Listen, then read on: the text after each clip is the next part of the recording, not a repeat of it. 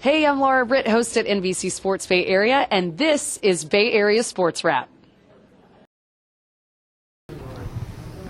How did you like tonight as a response to what happened in the Florida game? Yeah, it was good. Obviously the result is the big thing, but we did some really good things tonight, things that we've talked about. I thought some guys stepped up, which we needed to. With Toffoli, Mack, Eki had good games, Cease had a good game, Wally. Our goaltender was good, so that guy stepped up was the biggest thing.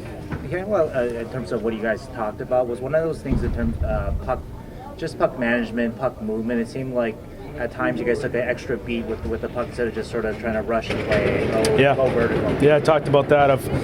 We don't want to get chucking pucks around and putting pucks to the middle of the ice. So that was something we discussed, and helping each other. Obviously you practice things and, for instance, breakouts, and you practice breakouts. It's very structured, and you know exactly. But sometimes the game gets unstructured, and we need to be able to break out pucks when it's when we're a little bit chaotic in our defensive zone. So we did a better job of that tonight, and then we did a better job with our tracks and our line rush. The first goal there we give up, something we just practiced. So it's a little unfortunate that we're just a second off from really killing that play. Coach, one thing that stuck out to me after the last game was you said you guys weren't okay with maybe a shift with nothing happening. Did you get the sense that the team was okay with maybe just a shift where they played solid and not much happened? Yeah, for sure. Yeah, we did some things that we weren't forcing things, and we were trying to get above them and making sure we were responsible defensively without the puck, really in all three zones. So yeah, it was on that standpoint, it was good. Obviously a fluky goal when Sid scores, but you guys get a quick response a couple minutes later with Macklin's goal. How did you feel the team responded and then finished the game? Yeah, I think that's what good teams that win games consistently do, is when they get scored on, they get right back on it, and they get the momentum or they score a goal, whatever it might be. We've seen that a little bit here. In Detroit, we did that. And a few other wins, we've come back and jumped right on teams. But that's a big response, big goal, big play by Toph. Stick detail off the face-off is crucial.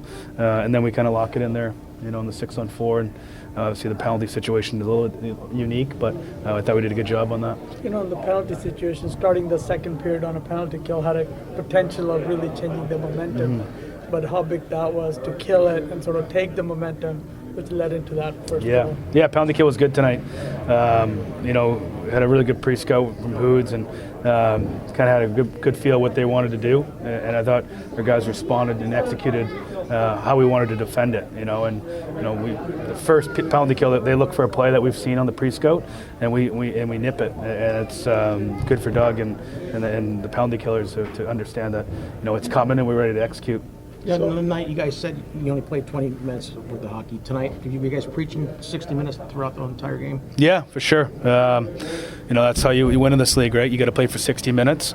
Some things aren't going to go your way, but you got to keep playing. You got to keep competing, and I thought we did a good job of that. So how impressed were you with the defense? 13 goals in the last 2 games and only 1 tonight, and that's the superstar player. Yeah, I think that would be an improvement.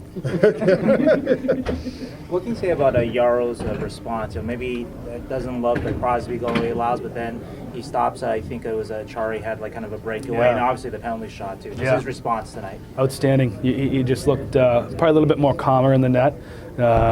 Made some huge saves early in the game to keep us in it. Makes the penalty shot, obviously, and then off the side of the net, the Nieto puts below the goal line, makes a really nice play, and he's at his post and makes a really big save in a crucial situation. And I think he's a type of kid that he's an ultra competitor, so you kind of know he's fired. He's got a belly of fire in him, so you can see he was going to want to respond from what's happened in the past. So what do you thought of Colin White? I know he had 6-7 minutes of ice time. Yeah, he could have some good minutes.